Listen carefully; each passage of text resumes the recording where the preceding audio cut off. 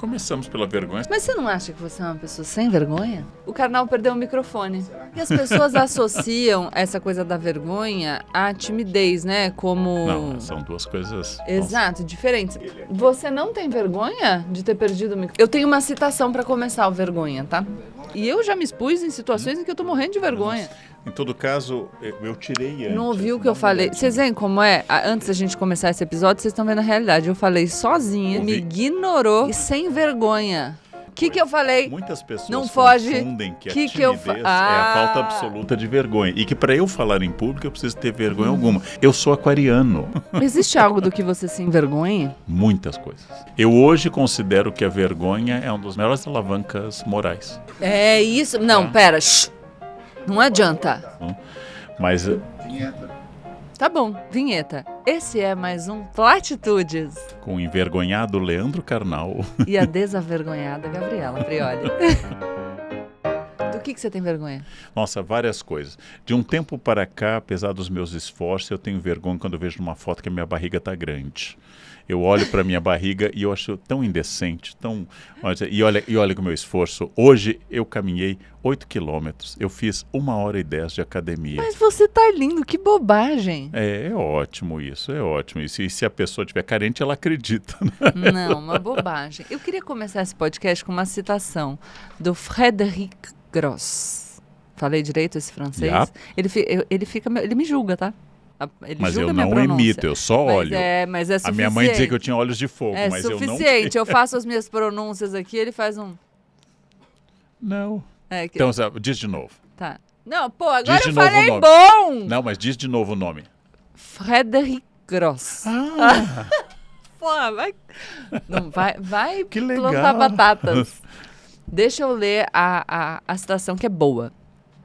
Dizemos em francês porque ele é francês, tá? Mas vamos adaptar. Dizemos, é uma vergonha. Não dizemos, é uma culpa. A culpa é inseparável de um sossobro pessoal, de um aprofundamento, tá? Cava em mim esse buraco de angústia que chamamos de sujeito. Eu me sinto culpado. Sou eu que teço em mim uma teia de angústia entre mim e mim mesmo, a lâmina gelada de uma navalha. Um conhecido se suicidou, eu revivo os momentos em que não quis vê-lo, em que encurtava a conversa ao telefone. Pois é a vida. Os outros dizem, não, de forma alguma, isso não serve para nada, não se sinta culpado, é uma armadilha. Eu sorrio com dificuldade, seus discursos convincentes não fazem parte desse arrependimento que me angustia. Que vergonha é outra coisa.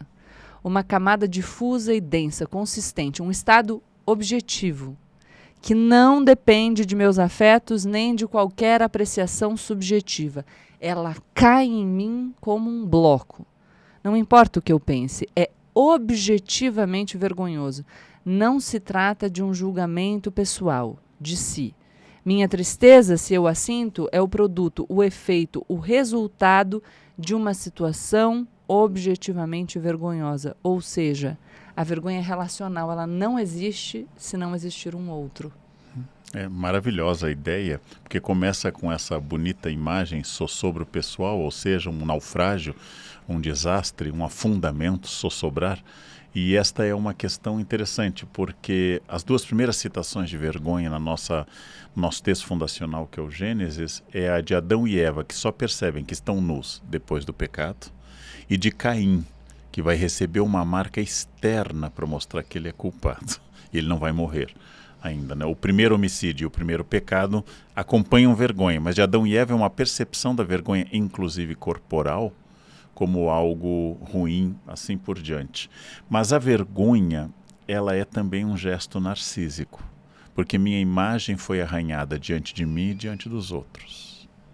Eu não fui, por exemplo, o exemplo citado pelo autor, meu amigo se suicidou, eu gostaria de ser a pessoa solidária, presente, afetiva e bastante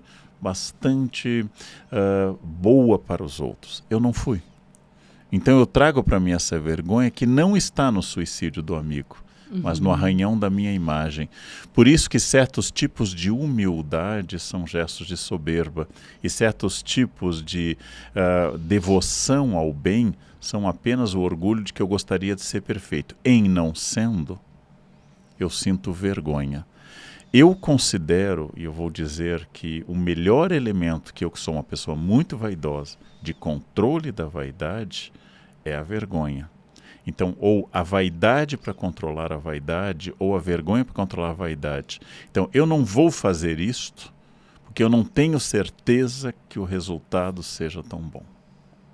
E se eu não tenho certeza que o resultado vai ser muito bom, eu reprimo a minha vontade de me exibir em algum conhecimento ou habilidade, e como tal, a minha vergonha ou a minha própria vaidade, porque a vergonha e a vaidade dão as mãos, vai fazer com que eu não faça.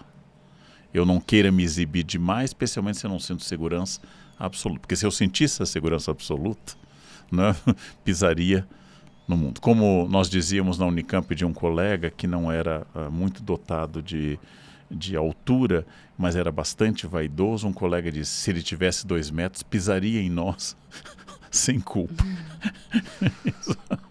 Então, eu considero que a humildade pode nascer como virtude ética ou como virtude religiosa, mas se eu quero realmente ser humilde, eu tenho que usar a vaidade. Por exemplo, vaidade estratégica. Se eu fizer isso, eu vou perder a relação com as pessoas, por parecer demais. Então é para inverter essa coisa, porque as pessoas dizem, falta vergonha no mundo. Como Gregório de Matos diz sobre o que falta na Bahia, vergonha.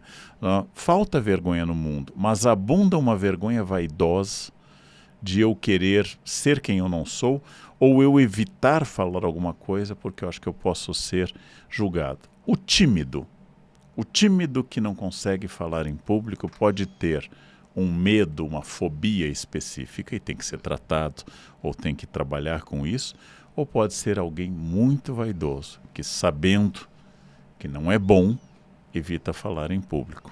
Porque no campo das possibilidades, da elucubração, cabe tudo, né? Então, eu sempre posso dizer, o Leandro Carnal não fala tão bem, o Leandro Carnal não se posiciona. Eu, no lugar dele, faria muito melhor. Não faço porque XYZ, estabeleço ali as minhas razões, mas no fundo, eu consigo lidar com a exposição e com o eventual julgamento dos outros sobre mim. Então, com essa potencialidade da vergonha, e se eu não for tão bom quanto eu imagino? E se aquilo que eu apresentar for alvo de crítica? Mas eu fiquei pensando aqui enquanto você estava falando, e você fala da vergonha estratégica, dessa vergonha ou da vaidade como limite, controle da sua própria vaidade. Acho que eu partilho disso com você, que é fazer um ótimo trabalho, fazer o melhor que você pode, também para não passar vergonha, né? Então, eu digo sobre a síndrome da impostora, as mulheres falam muito disso, mas pode ser síndrome do impostor, se vocês quiserem, que se ela for produtiva, ela tem um traço positivo. Porque quando você acha que você não é bom bastante, fica com medo de passar vergonha, porque não é bom bastante, ou seja, você está com medo do julgamento dos outros sobre as suas habilidades, se isso não te paralisa, isso pode te fazer melhorar, né? Então, porque eu acho que eu não sou boa o suficiente e corro risco de passar vergonha, eu pedalo. Eu gosto de dizer, não sei se eu já te falei isso, você sabe qual é o líquido que dá mais energia? Não sei. Café? A água. Por? Quando bate na bunda. A água, quando bate na bunda, é infalível. E aí você tem uma apresentação para daqui a uma semana. A audiência é uma audiência que você valoriza, o que faz diferença para você porque tem a ver com uma promoção e tal. E você sente que você não faz jus àquele posto de palestrante, sei lá, ou da pessoa responsável pela apresentação de determinado projeto. E aí, esse medo da vergonha, se funcionar como um incentivo para o aprimoramento, tem um ponto positivo aí. Porque o excesso de vaidade desarrazoado sem o limite da vergonha é delírio completo e... Verdade. E eu gosto de fazer as pessoas inverterem o que elas gostam de pensar, até para dar mais clareza aos conceitos. Exemplo, grande parte da nossa cultura baseada em certa autoajuda você pode ser o que você quiser, você pode fazer o que você quiser, você pode ir até onde você quiser, o limite é dado pelo seu cérebro. Não. Há limites físicos e há limites intelectuais. Há coisas que eu, Leandro, nunca poderei fazer, que até eu gostaria de fazer. Eu não posso, porque tem um limite físico, tem um limite de idade, tem um limite de possibilidade. Então o que eu diria é quando você sentir a síndrome do impostor / impostora, eu não me sinto capaz, olhe no espelho e diga, porque é verdade, você não é capaz, mesmo. Você não tem todas as competências para fazer isto. Agora, a partir dessa realidade, o que você vai fazer? Eu não sou o melhor orador do mundo. Eu não tenho o melhor domínio da língua portuguesa do mundo. Conheço centenas de pessoas que falam e escrevem melhor do que eu. Eu não sou o escritor mais talentoso do mundo. Quando você disser, você não é verdade, você não é capaz, eu não sou capaz. A partir disso, o que é que você vai fazer? Aprimorar suas habilidades para fazer o melhor possível dentro dos seus limites? Então, cuidado, assim, diz, eu não tenho muito autoestima. Às vezes você tem apenas um senso de realidade. Cuidado com isso, porque você pode fazer mais. Então agora, eu, Leandro, não sou o melhor escritor do mundo, obviamente não sou, mas eu posso escrever melhor lendo grandes autores, tendo ideias, me dando tempo para revisão, buscando debate com pessoas inteligentes, posso escrever melhor. E este melhor talvez não me coloque entre os 100 primeiros, mas vai fazer eu melhorar. Então parem essa ideia, se eu quisesse eu faria isso. Não, nós temos limites. Por isso que a vergonha ela é boa se ela vier acompanhada, a verdadeira humildade, o verdadeiro senso crítico vier acompanhado do seguinte, sim, eu não tenho o melhor corpo do mundo, mas eu posso melhorar o meu corpo. Eu, Leandro, estou insatisfeito com o meu corpo, então eu posso melhorá-lo. Ou eu posso ficar dizendo, eu nasci com genética ruim. O que pode ser verdade. O que pode ser verdade. E a partir dessa sua genética ruim, por exemplo, o que você pode fazer dentro deste limite? Dentro deste limite. Eu já morei em apartamentos muito pequenos. Eu já morei em um apartamento que a cozinha era do lado de uma área de serviço em que todo o menu da semana que eu cozinhava, porque não tinha dinheiro para restaurantes, era registrado nas roupas. Então eu sabia, peixe fui na segunda vez, porque eu estendia roupas do lado do fogão. Então eu tinha que fazer um exercício às vezes, tirar toda a roupa ainda úmida, e a roupa nem sempre secava porque não tinha circulação de ar. O melhor que eu podia fazer era às vezes botar a roupa numa cadeira junto ao quarto onde batia sol, retirar quando eu ia cozinhar. Eu tinha que fazer uma ginástica enorme, que quase sempre não dava tão certo, mas era o melhor que eu podia fazer. Ou eu posso dizer, esse apartamento é pequeno, vai ficar fedido a peixe mesmo, toda a minha roupa. Assim, o melhor que você pode fazer dentro daquilo. O que eu vou lutar para ter um lugar, como eu tive um outro apartamento, igualmente pequeno, mas que a circulação na área de serviço era boa de ar, melhorou muito. Melhorou muito. Para parar de pensar o seguinte, você não é perfeito, você é perfectível.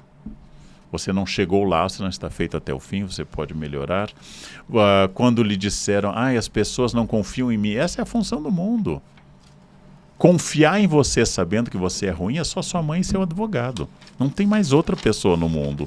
É só sua mãe e seu advogado. Sabe que você não é bom e te defende mesmo assim. Então eu vou lidar com um mundo que vai me puxar. Então, o que eu posso fazer?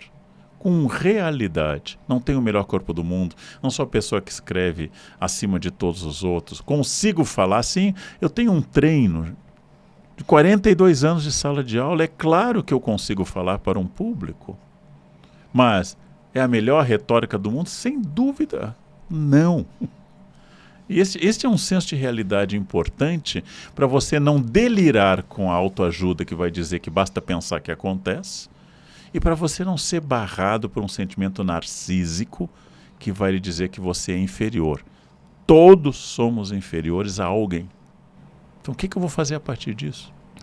Todos somos inferiores à nossa potencialidade também. Sim. Não é nem... Verdade. Eu gosto muito desse pensamento que não é um juízo comparativo com o outro. Porque o outro não importa.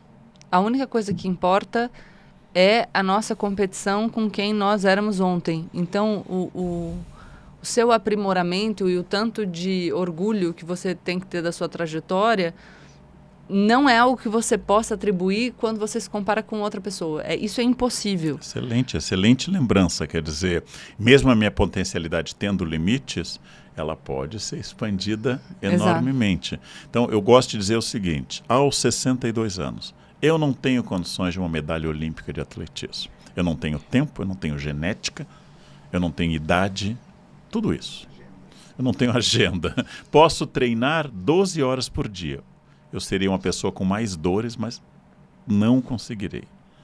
Agora, eu, Leandro, caminhando todos os dias, indo à academia, tendo cuidado de hidratação e alongamento e atividade física, eu vou melhorar muito o meu desempenho, a minha potencialidade, como lembrou a Gabriela. Eu não superarei um atleta olímpico, mas who cares? Eu tenho que superar a mim, porque o meu futuro não é um atleta olímpico. O meu futuro sou eu mesmo. Eu estou condenado a esta prisão permanente chamada Leandro Carnal. Eu nunca serei libertado dela. Quando eu for libertado, não terei mais consciência. Então, os grandes nomes estão muito à frente.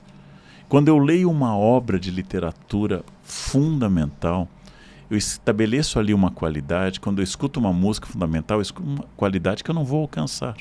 Eu não vou alcançar isso. Mas eu posso melhorar a minha. Não? Eu não estou me comparando a Leonardo da Vinci, eu estou me comparando a Leandro Carnal. O Leandro Carnal pode melhorar muita coisa. Não sou Einstein, não sou Clarice Lispector, não sou Machado de Assis, mas eu posso melhorar muita coisa. É isso que eu acredito.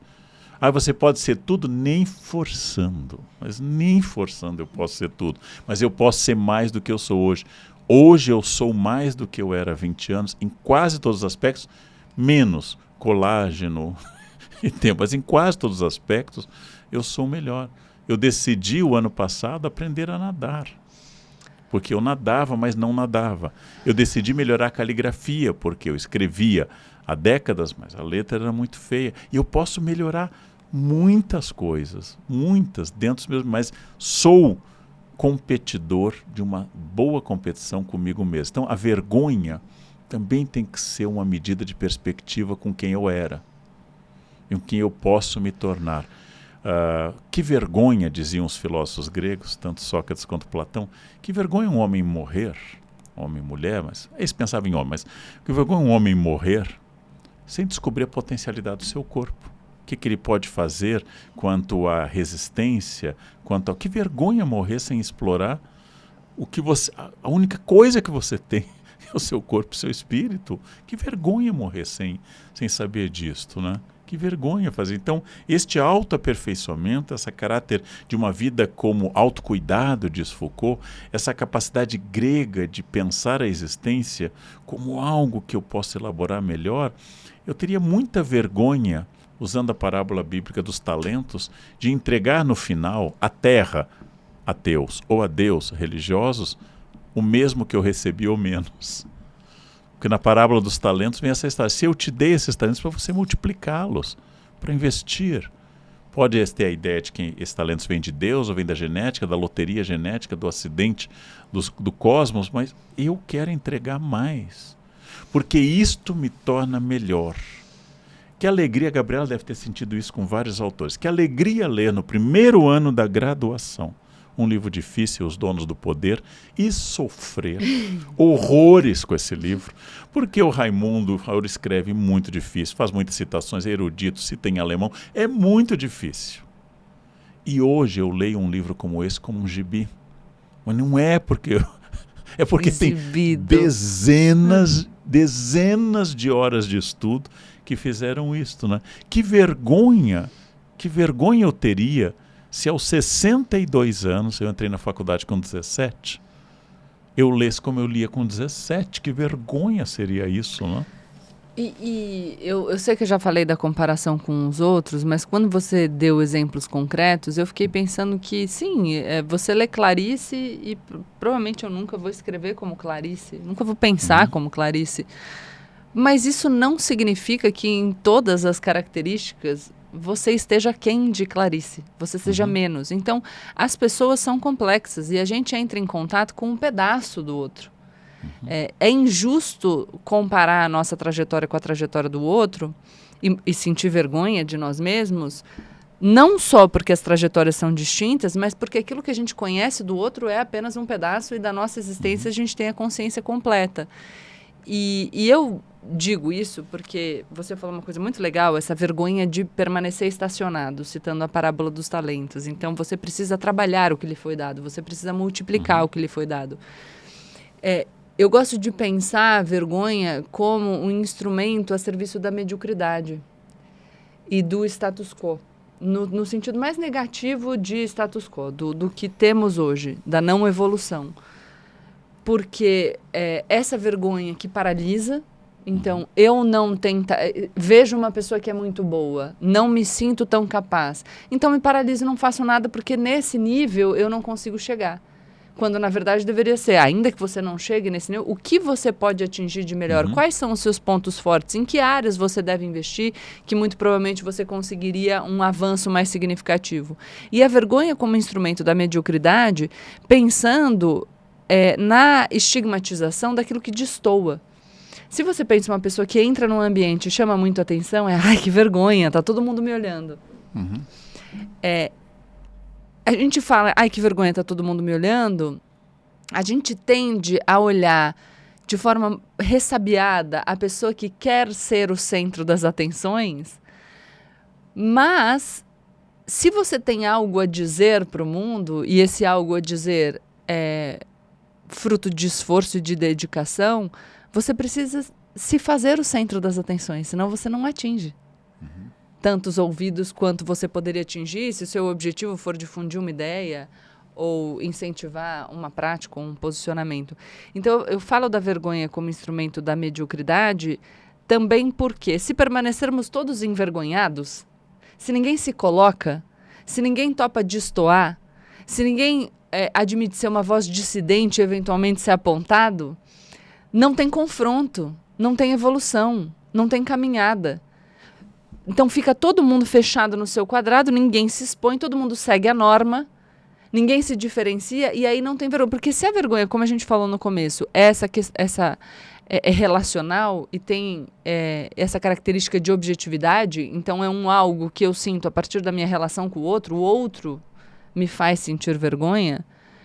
Não é a culpa você sente sozinho, na solidão. Eu me sinto culpado pensando aqui com os meus botões sobre uma atitude minha. A vergonha não, a vergonha precisa de um outro. Ela pode sim ser um instrumento muito negativo de um estacionar na mediocridade. Porque eu percebo muito isso. Assim, eu tenho uma ideia que eu gostaria de expor. Mas eu fico com vergonha. Eu quero fazer tal. Redes sociais, tá? As pessoas me dizem, poxa, eu adoraria fazer um conteúdo nas redes sociais, mas eu fico com vergonha. E o que eu fico pensando ainda que ele não comece bom, né? Porque o seu conteúdo, ele era tão bom no passado quanto ele é hoje, quanto você acha que ele é bom. Eu espero que o meu conteúdo de hoje, eu olhe daqui a 5 anos e fale, nossa, podia ser muito melhor. Que mundo é esse que não incentiva as pessoas a se colocarem? Né, que cria essa ilusão de que para você reivindicar um espaço que não precisa ser gigantesco, você precisa ser o super-homem ou a super-mulher. E é uma grande mentira, né? Porque eu, enfim, convivo com muitas pessoas que são grandes lideranças, maravilhosas, expoentes nas suas áreas, e tá todo mundo aflitíssimo, todo mundo tem insegurança, todo mundo tem medo de passar vergonha, a não ser uns, enfim, loucos aí desajustados que realmente não tem nenhuma vergonha na cara, o que, em alguma medida, então fiz toda essa fala para dizer, em alguma medida eu admiro pessoa que não tem nenhum pingo de vergonha na cara, no sentido de, eu gostaria de ser um pouco mais desavergonhada e olha, que eu já acho que eu tenho uma pitadinha. Eu queria ter uma autocrítica menor. Você não? Eu, como professor, eu gosto de pessoas mais contidas. Como você ficou meu amigo? É por interesse, mas então... Você não tem vergonha de confessar isso? Não, porque... vamos aos passos que você identificou tão bem. Pelas 2 biografias que eu li, Clarice Lispector era muito angustiada, quase atormentada. Talvez o preço da inteligência colossal dessa mulher tenha sido a dificuldade quase total dela de relação com as pessoas. Ela Isso não significa que porque você não sabe se relacionar com as pessoas, você esteja ali pertinho de Clarice, hein? Vamos... E também não significa que os burros tenham sociabilidade. Mas significa o seguinte, há um preço a pagar por isto. O hiperfoco de alguns... Eu vou citar alguém que era tímido patológico, que eu vi apenas ao vivo algumas vezes. Nelson Freire, nosso maior pianista. Ele era um tímido patológico. Para ele voltar... para agradecer as palmas, vejam o documentário sobre ele, por exemplo, o maestro tinha que empurrá-lo para o palco, porque ele sabia se expressar de uma forma divina, com os dedos. Mas para ele falar, por isso que ele gostava dessas amizades muito fechadas, como ele fez com a Martha Argerich, por exemplo, durante muito tempo. 2 gênios do teclado, a Martha e o Nelson. Então, eu não quero ser a Clarice totalmente, porque eu vou dizer uma coisa absolutamente subjetiva. Escrevendo pior, não sendo um imortal da literatura brasileira, não serei lembrado como a Clarice, a minha vida tem menos dor do que a dela. Eu acho, pelas biografias que eu li. Talvez se ela lesse a minha biografia, ela também diria isso. Se ela lesse O Alerta de Chuva. Ela veria a mesma coisa. Ora, segundo dado importante, por vezes, o esforço de disfarçar o que me causa vergonha aumenta o foco naquilo. Então, a pessoa tem um vocabulário simples, isso não é um defeito. E ela quer falar difícil. Às vezes eu encontro pessoas, gente, que querem utilizar voz quando estão falando comigo.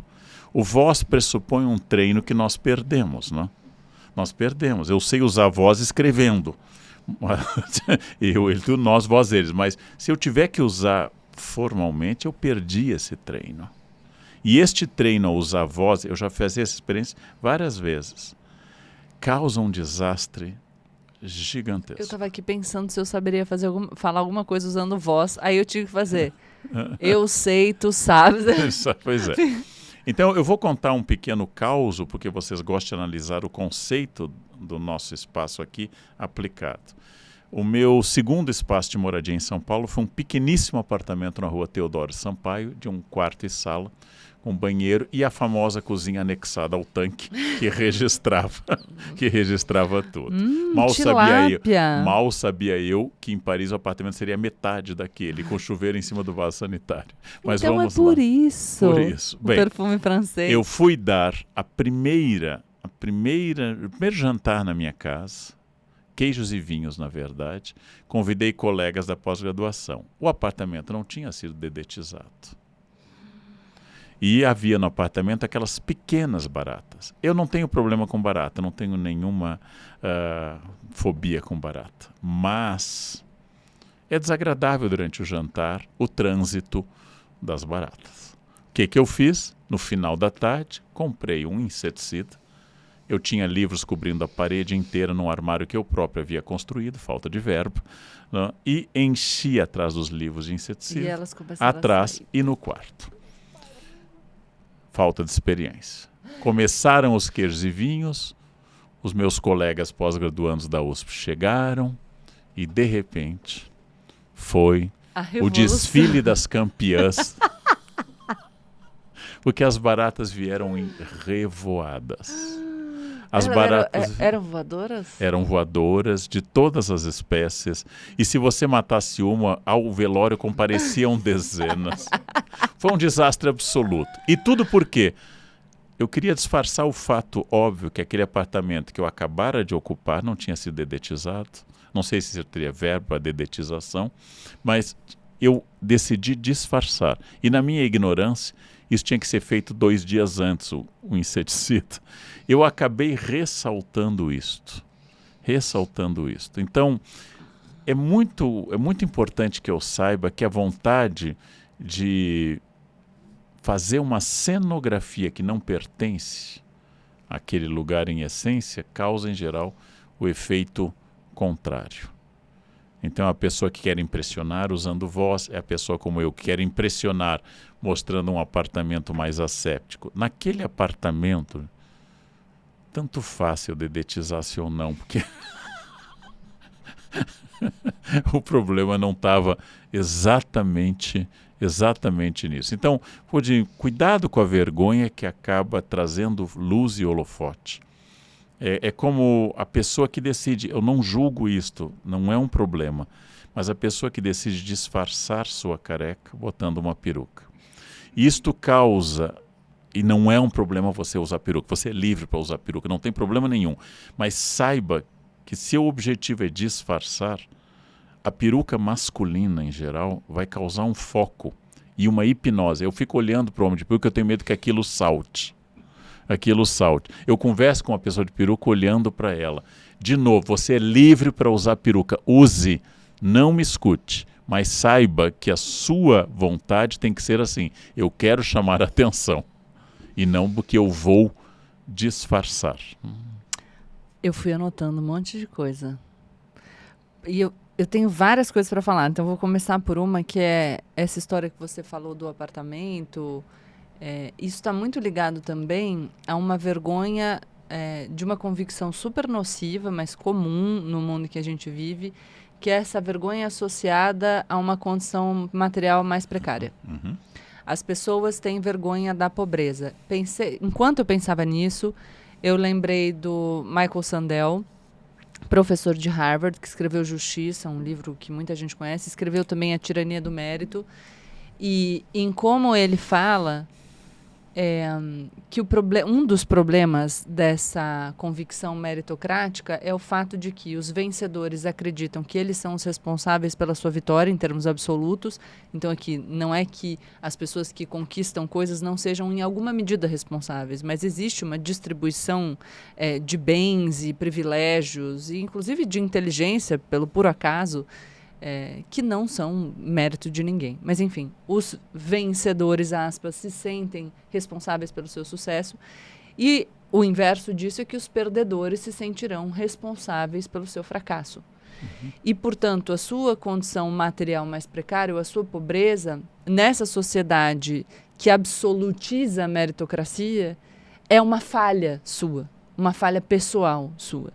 E, portanto, a gente engole essa convicção, a gente engole essa lógica e a gente tem vergonha da nossa pobreza.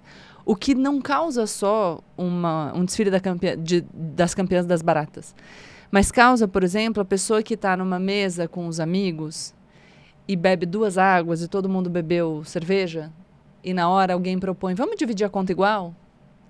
E ela, embora não tenha dinheiro para pagar por aquela conta dividida pelo consumo do álcool, que é mais caro, ela tem vergonha de dizer que não, que ela vai consumir as 2 águas. É a pessoa que quer disfarçar a sua condição material e acaba se endividando para comprar as roupas, para comprar o carro. E aí, em virtude dessa vergonha, que é uma bobagem, acaba agravando a sua situação. Então, é importante que a gente fale sobre isso, e eu lembro uma vez que eu falei que a minha filha usa as roupas e suja as roupas e usa roupa manchada e tal. E alguém me falou, é fácil para você que tem dinheiro, porque ninguém vai achar que a sua filha está com a roupa manchada porque você não tem dinheiro para comprar outra. Eu falei, é por isso que tendo muito dinheiro hoje, eu mostro a Ava com a roupa manchada. Para que uma criança com a roupa manchada não seja sempre associada a uma mãe que não tem dinheiro para comprar uma outra roupa. Porque eu vim de uma situação financeira muito mais precária e eu me lembro que quando eu só podia comprar em lojas mais baratas, ou só podia usar roupas doadas, ou só podia comprar no brechó, eu tinha vergonha de falar sobre isso. E à medida que eu vou ganhando mais dinheiro, eu falo, eu preciso falar sobre a roupa de segunda mão. Minha filha saiu da maternidade com uma roupa de segunda mão, com uma roupa de brechó, para dizer que isso não é vergonha nenhuma, que comprar uma roupa com preço mais barato é inteligência, é sabedoria, é ecológico e é financeiramente muito mais produtivo, porque o dinheiro que eu economizo eu posso poupar para ter liberdade, para conseguir ter independência. Então, essa vergonha de classe social é muito importante. Eu me lembro de uma moça que trabalhava comigo e é algo que me pega pessoalmente. E ela é dedicadíssima, uma história de superação, a mãe de uma origem muito simples, ela vai para São Paulo morar sozinha, um apartamento parecido com o seu, o menor aluguel possível, e ela depende do salário no escritório para pagar esse aluguel, e o nosso vale-refeição né, dava conta, eu já era sócia, mas dos mais novos, dava conta de pagar por 30 dias de refeição, ou 20 e tantos, né, contando os dias úteis, não, nos restaurantes mais caros. E eu me lembro uma vez de estar no hall do elevador e os meninos, as meninas ali meio combinando de almoçar num lugar que ela não poderia pagar, que ia comprometer a divisão do dinheiro do almoço pelo resto do mês. E ela fala, mas poxa, e se a gente fosse em outro lugar? É visível que ela está constrangida, que ela não quer dizer, eu não tenho dinheiro para pagar esse restaurante. Para mim, aquela postura era óbvia, talvez eu tenha suposto equivocadamente que era óbvia para os demais, mas para mim era. E as pessoas fingem que não escutam, não se sensibilizam com aquilo. E aquela situação para mim foi de uma violência. E eu naquele momento falei, não, fulana, você vai almoçar comigo. E a partir de agora você vai sempre almoçar comigo. E ela começa a almoçar com os sócios e aí os outros estagiários ficam revoltados porque ela só almoçava com sócios e eles queriam ter essa oportunidade.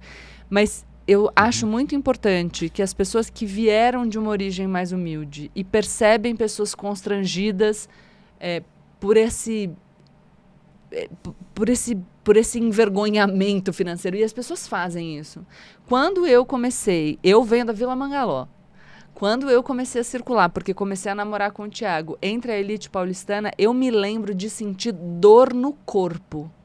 De tão envergonhada que eu ficava, por perceber que as pessoas tinham um discurso que me excluíam o tempo inteiro. E parece de propósito. Você não é dos nossos, você não pertence a esse lugar. E hoje em dia, quando eu estou nos espaços de pessoas que têm muito dinheiro, eu faço questão de o tempo inteiro falar, eu venho da Vila Mangaló, esse é o lugar que eu venho, minha vida era assim, o que a gente faz é isso. Porque eu acho importante para que essa não seja uma realidade que machuque tanto outras pessoas. Então, se por acaso você já sentiu essa vergonha financeira, não permita que esse bando de gente medíocre, infeliz e tapada piore a sua situação. Tenha orgulho daquilo que você faz. Viver com privação de dinheiro não é vergonha. Você precisa ser muito mais hábil para construir uma trajetória relevante a partir dessa origem. Você precisa ser muito mais hábil para gerir recurso vivendo com pouco. Então, tenha orgulho do que você faz em vez de ter vergonha. Primeiro ponto. Importante isso. Eu acrescentaria que, sem dúvida, você não precisa ter vergonha de quem você é. Mas é importante saber que aquela agressividade de uma pessoa sobre a exibição de um bem é uma fala daquela pessoa e não é sua. Então também não incorpore isso. Não? Então, cuidado também para, além de você não ter vergonha de quem você é, de não estabelecer como limite, régua ou sarrafo de conquistas o outro. Porque a gente mais rica do que aquele outro. Então, cuidado sempre pensar, nossa, fulano está se exibindo. Ele está se exibindo porque ele precisa se exibir, ele deve sentir alguma dor, uma ferida narcísica, como diz Freud, um espinho na carne, como diz Paulo. Ele está se exibindo por causa disso. É um direito dele se exibir. É o que eu quero, e se eu quero isso, por exemplo, ele fez viagens, eu quero, o que eu estou fazendo para fazer essas viagens? Então é desagradável alguém se exibir, mas pense sempre, a pessoa não devia estar fazendo, mas ela está fazendo, não incorpore essa dor. Eu digo isso porque eu já aprendi a fazer isto, A única vez na minha vida, Gabriela, que eu senti o sentimento de inveja declarado, que eu achava que eu não tinha nenhum, foi com uma amiga muito querida, que vivia o melhor momento financeiro dela. E eu vivia o meu pior, por vários motivos. E ela me levou à casa dela e começou a mostrar. Acabei de comprar um tapete, 50 mil dólares. Eu disse, que bom, a minha luz estava atrasada. Acabei de comprar um tapete, 50 mil dólares. Depois ela mostrou um quadro de escola cusquenha que ela pagou 15 mil dólares. Eu não consegui ficar alegre por ela, mas esse problema era meu, porque ela não estava se exibindo. Ela confia em mim, ela gostava de mim como gosta até hoje, anos e anos depois. E eu tenho vergonha disso, porque eu devia ter ficado alegre por ela. Ou ter dito assim, nossa, que bom que você pode comprar um quadro de 10 mil dólares. A minha luz está atrasada. Eu poderia trazer minha dor à tona, mas ela é minha. E os meus problemas diziam respeito, inclusive, a descontroles meus, e não ao destino. Então, eu tenho vergonha deste momento que eu não consegui ficar feliz com alguém honesto, que ganhava seu próprio dinheiro, não roubou de ninguém e estava com toda a razão comprando, como hoje eu compro algumas coisas. Adorei essa sua consideração. Você tem toda a razão e talvez a minha fala pudesse ser mal interpretada nesse sentido.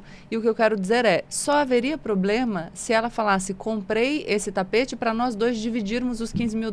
Sim, aí sem ter te questionado. Entende? Esse constrangimento do outro. Bom, aí teria que doar um rim naquela ocasião. Mas o que eu acho é, a vida que o outro vive, imagina, nem faria sentido que eu tivesse esse discurso de que a gente não pode comprar o que a gente quer se o dinheiro é fruto do nosso trabalho honesto, porque eu compro um monte de coisa.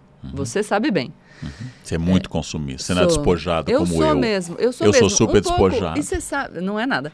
Mas você sabe que um pouco do consumismo é também consequência daquela garota que queria muito e não pôde comprar. Então Essa eu falo, demanda contida, ela é terrível. E eu falo que eu tenho desejos que eu acho que são razoáveis e eu tenho desejos que acho que são tontíssimos. E eu me permito, se eu posso, com saúde financeira inclusive, satisfazer os meus desejos que são tontos. Eu não estou falando que todos os meus desejos são razoáveis, não. Tem um monte de desejo bobo. Mas é assim, as pessoas têm desejos bobos, não sou eu que não vou ter. O que eu digo que é constrangimento é você achar que você é menos porque você não pode comprar alguma coisa. E você não é. Ponto. Então, não se sinta constrangido a dividir a conta. Não se sinta constrangido a ir no restaurante. Diga abertamente, sem vergonha. Gente, esse eu não posso pagar. Se alguém chegar para mim e falar, vamos dividir um jatinho para a gente voar daqui para os Estados Unidos, eu vou falar, gente, adoraria, mas a não ser que vocês queiram me levar de carona, não vai dar para mim. Numa boa. Ou, mais interessante, né? Você pode pagar um jatinho para os Estados Unidos. Eu sei. Você pode. Só que vai significar que você vai sangrar reservas. E você vai gastar com dor para uma experiência de algumas horas, você vai gastar o que você tinha planejado para trocar seu carro, etc. Então não pode. Não é que a gente não possa fazer alguns gastos, mas tem que ter cuidado, inclusive. E tem que ter cuidado com essa ferida, que é demanda contida, porque em nome disso que muita gente, quando entra em posse de algum dinheiro e vem de uma tradição de privação, em primeiro lugar quer redimir a família. Minha pobre mãezinha não tem casa. Meus irmãos trabalhadores nunca tiveram um carro. E é por isso que tanta gente que ganha um prêmio, uma loteria, um Big Brother, um ano depois... não tem nada. Não tem nada, gente, porque essa demanda contida é um péssimo conselheiro. Ela deve lhe trazer a seguinte ideia: sim, você tem que retribuir a sua mãe se ela se esforçou e você conseguiu dar um passo. Você tem que fazer isso mesmo. No limite responsável. Cuidado que para continuar salvando pessoas afogadas, você tem que saber nadar bem. Porque senão nós teremos 2 afogados. Então, essa é uma questão importante, não? E nós estamos falando de dinheiro, mas eu já tive vergonha de várias coisas. Vou dar um exemplo de outra vaidade. Isso aqui está muito psicanalítico, não? A minha orientadora defendeu a titulatura na USP, Janice Teodoro, e convidou para a banca o professor Antônio Weiss, dicionarista. E para mim, até hoje... Puta, que medo. O homem que melhor falava a língua portuguesa. Ele já é falecido. Diplomata, ele veio para São Paulo. Ele foi à festa e eu o encontrei. Também jantamos juntos num restaurante de São Paulo. Eu tenho muita vaidade com o emprego da língua. Eu venho de um lugar onde isso era uma grande questão na minha casa, por causa do meu pai. Eu vou falar com Antônio Weiss, que fala melhor do que eu escrever um dicionário. Eu fui treinando na cozinha, eu que ajudava a Janice como escansão, como garçom. Eu fui treinando na cozinha, eu vou oferecer vinho para Antônio Weiss. Eu vou usar a frase, o senhor aceita branco ou tinto? Aí eu perguntei para um colega pós-graduando, tem possibilidade de erro nessa frase? O senhor aceita vinho branco ou tinto? Tem vírgula, eu tenho que fazer uma pausa. Então eu treinei, o senhor aceita branco ou tinto? Não pode ter erro, é impossível. Branco ou tinto? O Antônio Weiss me disse, depende do tinto. Pronto, matou. Aí nós fomos jantar em um restaurante. Aí você teve um colapso, eu tive desmaiou. Um colapso, eu não conseguia falar. Aí nós fomos jantar em um restaurante, eu fiquei em silêncio. Foi muito bom, primeiro porque eu falo pelos cotovelos. Então foi bom porque eu tive a chance, antes que ele morresse, de ouvir Antônio Weiss falando muito. Falando coisas, inclusive, que na época me chocaram e hoje eu concordo. Ele tinha mais de 80 anos e disse, entre descobrir um autor novo e reler Shakespeare, eu prefiro reler Shakespeare, porque eu não tenho tempo para descobrir gente nova. Mas que horror! Eu pensei que horror, mas eu tinha 27 anos. Hoje, aos 62, eu tô com você, Antônio. Tô com você, tá certo? Tô com você. É uma forma pouco opada. Eu estou com você. Permitida na oralidade, até porque o Antônio vai surgindo aqui. Eu compartilho dessa ideia de que eu não quero experimentar muita gente nova. Eu quero prazer literário. Que graça ter entrado na sua vida, né, recentemente. Pô, obrigada. Então, essas questões são assim, vergonhas econômicas nós tratamos, vergonhas do meu super... que está... Ao invés de eu ter sentado do lado e dito, eu sou uma pessoa de 27 anos, que dou aula no ensino médio, sou doutorando, eu não domino 10% do que ele domina. Vou lá conversar e ele sabe que eu sei menos do que ele. Para que fingir? Para que fingir? Ele sabe que eu sou menos do que ele. Ele não está nem aí, ele não está nem aí. Mas olha como é a vaidade, né? Ele não está nem aí. Não tá nem aí. Você acha que se cometesse um erro, ele ia falar que rufem os tambores. Eu também não vou gritar menos coisa fazem anos que eu também não vou fazer isso, mas assim... A vaidade paralisa e a vaidade impediu que essa experiência de ter saído para jantar com Antônio Weiss e ter estado em uma festa no apartamento da Janice com ele, eu aproveitasse mais. Então, hoje eu sei, quando eu encontro com alguém que sabe muito mais, tive um almoço com Jean Delimont, um dos maiores historiadores franceses, eu com toda alegria fico quieto e faço perguntas. Porque eu tenho muito mais... perguntas boas, né? Perguntas boas. Você tem vergonha de fazer pergunta ruim? Não, eu faço muitas perguntas. Tudo bem que eu estudo a obra dele antes do nosso. E eu estava, no caso, discutindo com ele a história do paraíso. E este gesto hoje é a capacidade que eu sei, que eu não falo tudo certo, que eu tenho deficiências, tenho problema. Hoje é muito mais fácil para eu saber essas coisas do que era há 30, 40 anos. Então... Além da vergonha financeira, que eu já tive várias vezes, além da vergonha de superego, de conhecimento, eu acho que a grande questão dessa vergonha paralisante é você deixar de viver coisas. Né? Eu gosto muito da frase, o não eu já tenho, vou atrás da humilhação. Então... É maravilhosa! Porque passa... Você falou também sobre quando você tenta disfarçar alguma coisa, o medo da vergonha, você jogar um holofote na característica. Defendendo que os de perucas é plausível. Aliás, você faz o que você quiser, né? Mas eu gosto, como estratégia de comunicação, de pensar sempre que se você tem, sei lá, você vai se expor, você tem a sua trajetória, você tem algo que você tem muito medo que as pessoas descubram e divulguem. No geral, é melhor você contar. Porque aí você controla a narrativa. Sim. E se você fica com tanto medo, aquilo vai te consumir de um jeito que vai ter impactos muito mais significativos na sua caminhada do que se você, jogasse a bomba, lida com o efeito e vambora, entendeu? É claro que a gente precisaria fazer um juízo individual do que aconteceu, de qual é o motivo dessa vergonha. Mas essa ideia de controle da narrativa, daquilo que você acha que te desfavorece, é muito bom, principalmente numa época de redes sociais, em que as coisas viralizam tão rápido. Você expõe, você controla a narrativa, funciona muito bem. Agora eu queria saber de você, eu vou dar a minha opinião antes, e o Igor entrou aqui justamente quando a gente vai falar disso, que é a história da vergonha alheia.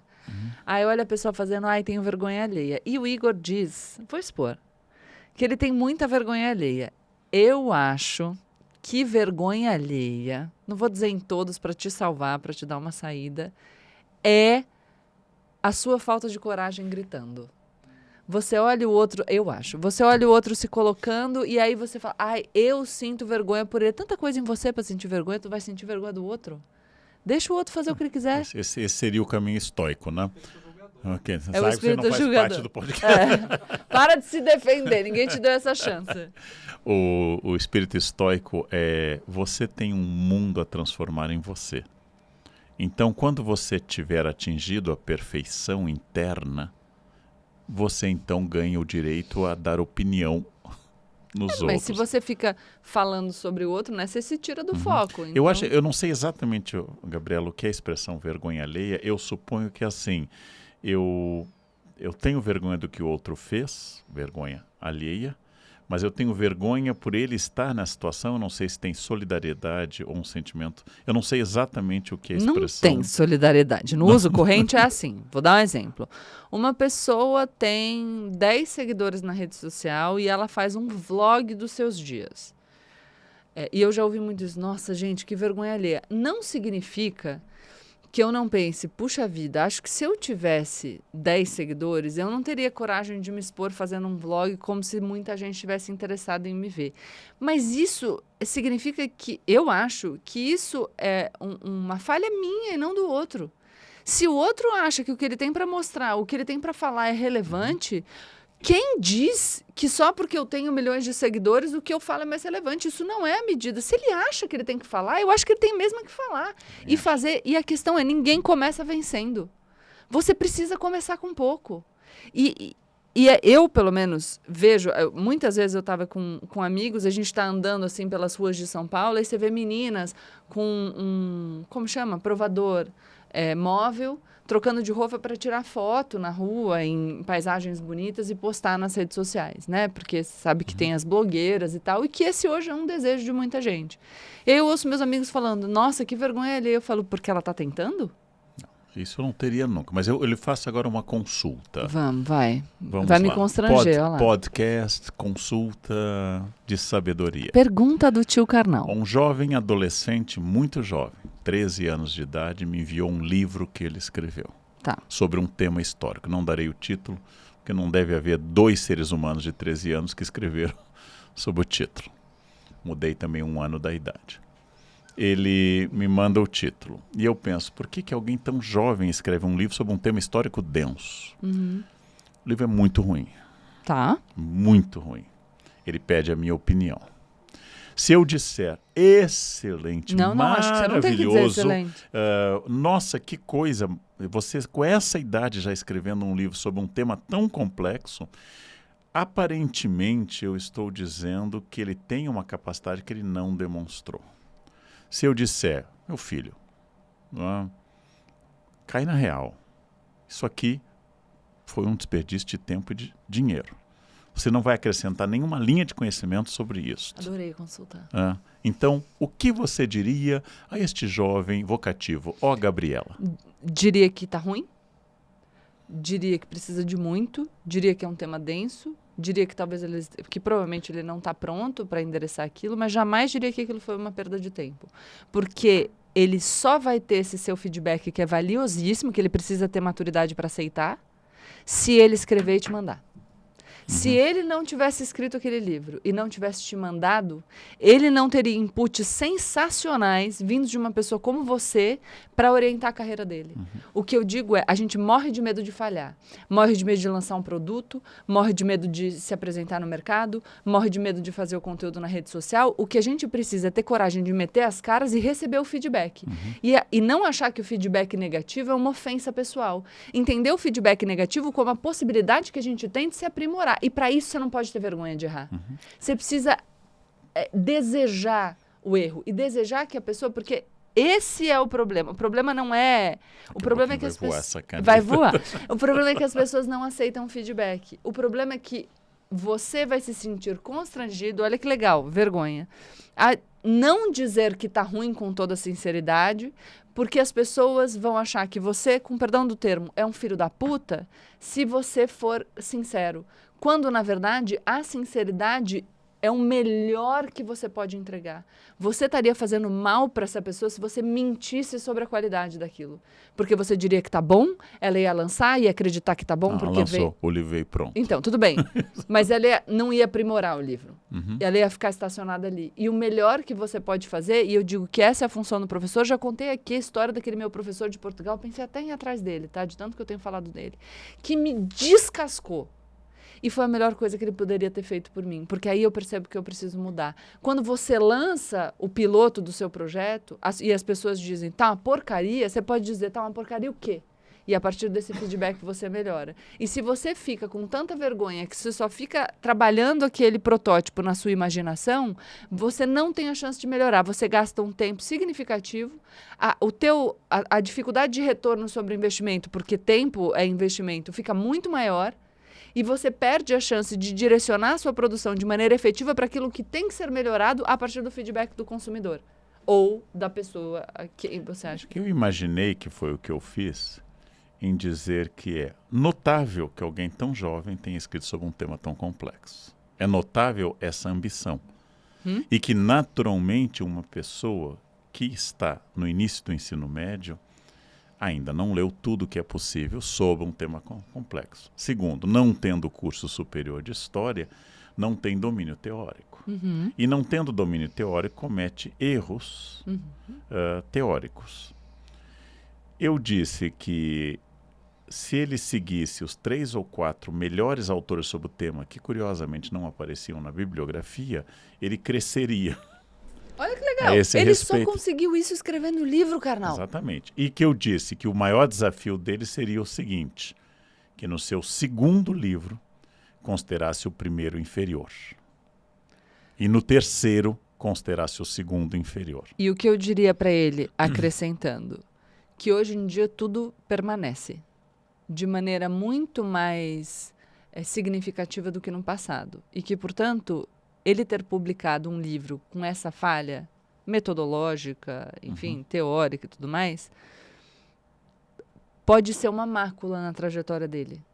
Porque mesmo que ele melhore muito, esse livro publicado já, então ele foi dado ao conhecimento do público. Então que ele adote um método de fazer as coisas diferente. Ele poderia ter se aproximado de você de uma outra maneira, com um manuscrito ainda não publicado, e dito, olha, eu sou um jovem de 13 anos, eu tenho interesse por esse tema, eu escrevi isso, eu gostaria muito que o senhor pudesse ler. Se você leu o já publicado, provavelmente você leria o que ainda não tinha sido publicado e poderia dar esse feedback sem ele correr o risco de ter essa mancha marcada na vida dele de uma maneira que pode ser importante para a construção de uma carreira.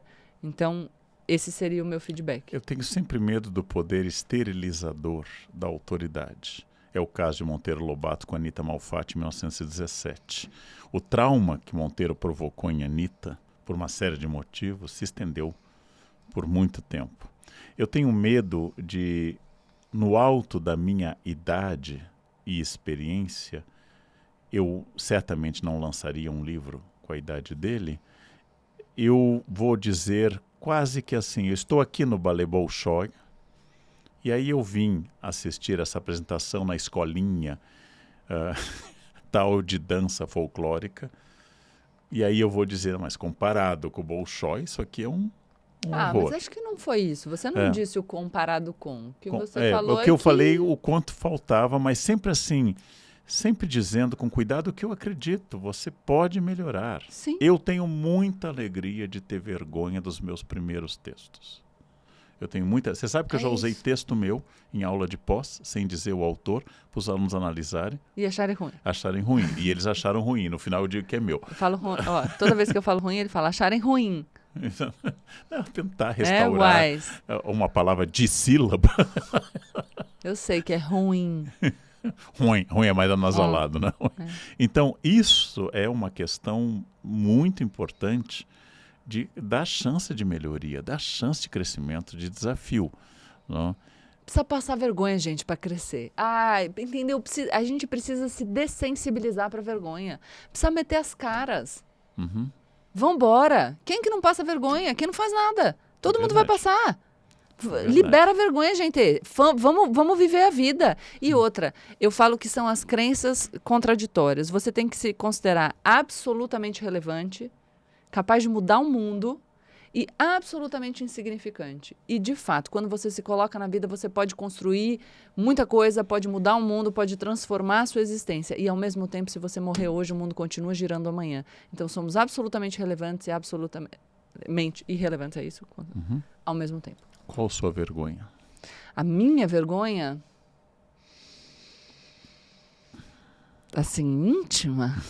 Não vou. Que possa ser dita num podcast. De família, como o nosso. Ai, gente, que horrível. Que vergonha. Não vou falar essa. Isso, mata. Para a audiência subir, você tem que revelar algo. Não. Peraí que eu vou falar outra. Eu tenho muita vergonha. Não muita, mas eu tenho vergonha de falar de maneira tão categórica para as pessoas se colocarem, então eu me envergonho das vezes em que eu titubeei e não me coloquei na vida. Eu tenho vergonha disso, dessa incoerência, entende? Nossa, isso parece resposta de RH, porque você Mas disse eu não assim, vou ó, contar. Você disse assim, eu tenho vergonha de não ter sido Gabriela Prioli. Exatamente, mas eu tenho, porque Qual o seu defeito? não é, eu Perfeccionismo. divulgo, eu tenho muita vergonha da incoerência. Incoerência, sim, mas agora você... E você tem vergonha do quê? Uma vergonhona. Vai, Eu falei bonzão. desde o bonzão. Pegamos no Não, pé você de falou Gabriela. vergonha do passado. Não, eu falei de vergonha até da barriga atual. Ah, vergonha da barriga? Vai Não. que... Eu melhorei. Mas eu tenho vergonha, eu tenho 2 celulites na bunda. Não, tenho mais. Mas é que tem 2 que elas são significativas. Mas eu já falei com a minha médica, ela disse que tem uma coisa que pode melhorar. Pô, Base. agora todo mundo vai ficar olhando Base. pra celulite da minha bunda, entendeu? Base. Uma coisa que melhora Não é base. É um procedimento. Mas você entendeu? Todo mundo... Depois que eu falei aqui do meu joelho, que a gente falou da pressão estética, todo mundo fica falando do meu joelho. Tem um livro da Agatha Christie, Gato Entre Pombos, um gato entre pombos que faça isso. Mas não tem outra pergunta? Não, é isso. Então tá bom. Então, Vamos cortar essa história da minha bunda com celular. A gente não precisa desse não, grau. Nelson é o senhor Não, do pode corte. deixar, tudo bem. Este foi um vergonhoso episódio de Platitudes com Leandro envergonhado. E Gabriela desavergonhada. A não ser em relação às celulites da bunda.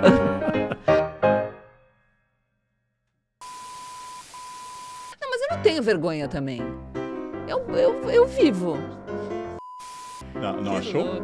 Dá uma olhadinha na camisa que está... Vamos fazer um programa sobre Uma olhadinha controle? na camisa. O que você acha? O carnal saiu.